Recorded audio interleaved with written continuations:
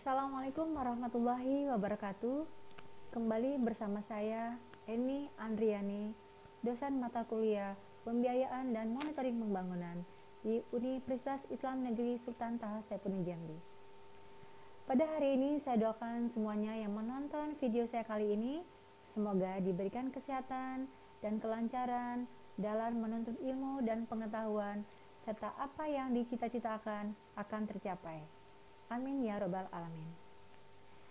Di video keempat kali ini adalah pertemuan mata kuliah kita yang kelima tentang teori pertemuan dan pembangunan ekonomi. Teori pertumbuhan dan pembangunan ekonomi. Teori-teori pertumbuhan ekonomi mempunyai beberapa aliran, yaitu aliran merkantilisme, aliran klasik, aliran neoklasik, dan historis.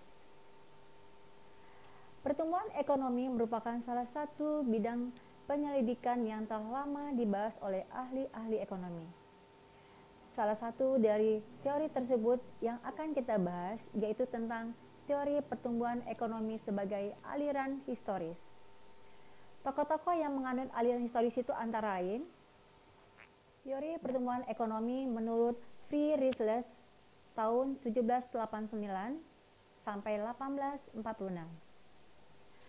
Menguraikan pertumbuhan ekonomi dan sudut cara manusia memperoleh barang-barang yang memenuhi keperluan hidupnya dan jenis pekerjaan yang dilakukan semata-mata hanya untuk pencarian. Tingkat pertumbuhan tersebut adalah sebagai berikut. Tahap persatu, masa berburu dan mengembara. Pada masa ini, manusia bermukim dari suatu tempat ke tempat lain dan hidup secara berkelompok. Produksi dilakukan untuk memenuhi keperluan sendiri, di mana kaum laki-laki berburu dan menangkap ikan, sedangkan kaum wanita mencari makanan berupa sayuran, buah, maupun umbi-umbian di sekitar tempat tinggal mereka. Dalam keadaan demikian, belum ada sistem pertukarannya. Tahap kedua, masa beternak dan bertani. Pada masa ini, orang masih memiliki sifat sebagai pengembara, tetapi mereka sudah mulai tinggal menetap sambil beternak binatang, hasil buruan dan bertani.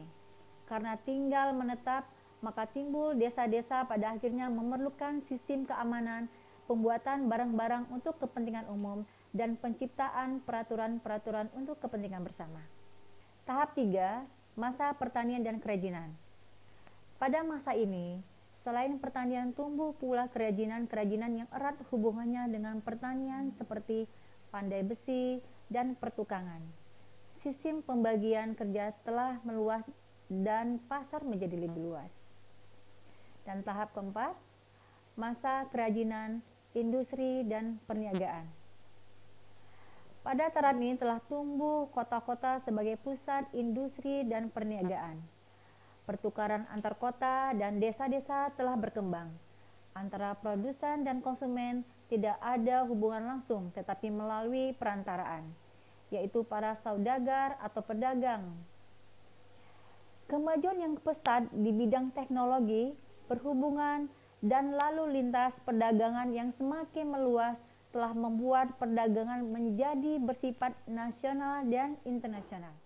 Teori pertumbuhan ekonomi menurut Bruno Hildebrand pada tahun 1848 yaitu yang pertama, pada masa barter.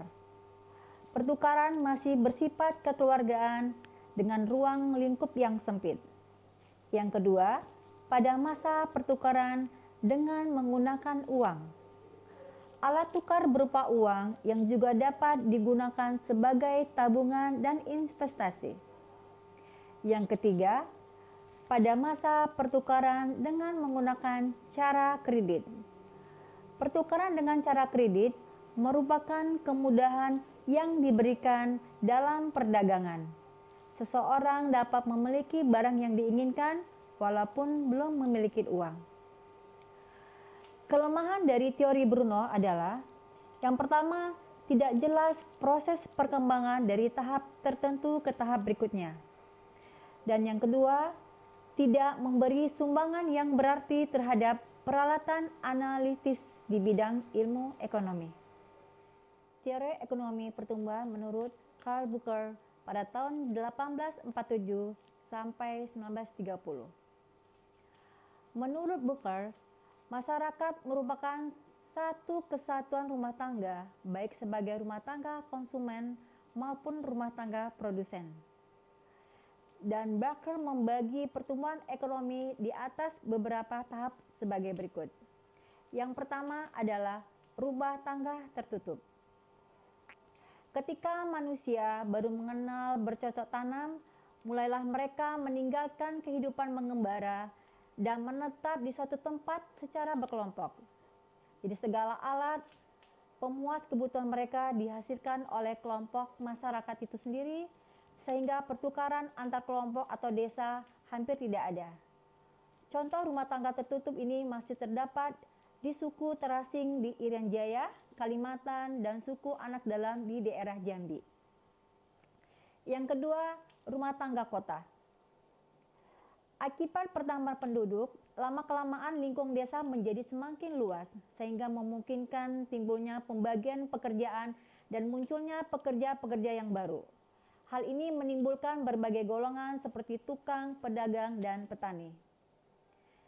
Golongan di luar petani melepaskan din dan pertanian dan kemudian mereka membagi kota-kota sebagai pusat industri dan perdagangan. Pada awalnya muncul pasar tempat menjual barang-barang khas dan pertukaran dalam industri. Kemudian pasar-pasar ini menjelma menat kota-kota. Antara kota dengan desa menjadi pertukaran. Sehingga terbentuklah suatu kesatuan ekonomi, di mana kota sebagai pusatnya, tingkatan ini disebut sebagai tata rumah tangga kota. Yang ketiga adalah rumah tangga kemasyarakatan. Rumah tangga kota berkembang lebih luas lagi, meliputi pertukaran antara berbagai kota dan desa, sehingga terbentuklah tata rumah tangga kemasyarakatan.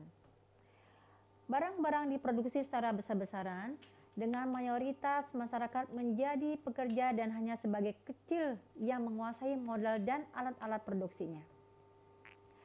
Alat-alat pemuas kebutuhan ini semakin beraneka ragam dan dalam jumlah yang semakin banyak. Pada tahapan ini bermuncullah perusahaan-perusahaan besar yang memproduksi barang-barang alat pemuas kebutuhan.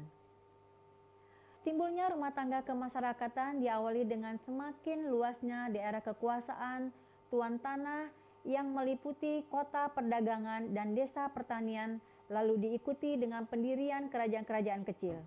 Akibatnya, timbullah keperluan untuk membangun angkatan perang yang memerlukan anggaran tersendiri guna menjadi agar kehidupan perekonomian secara keseluruhan dapat berjalan lancar.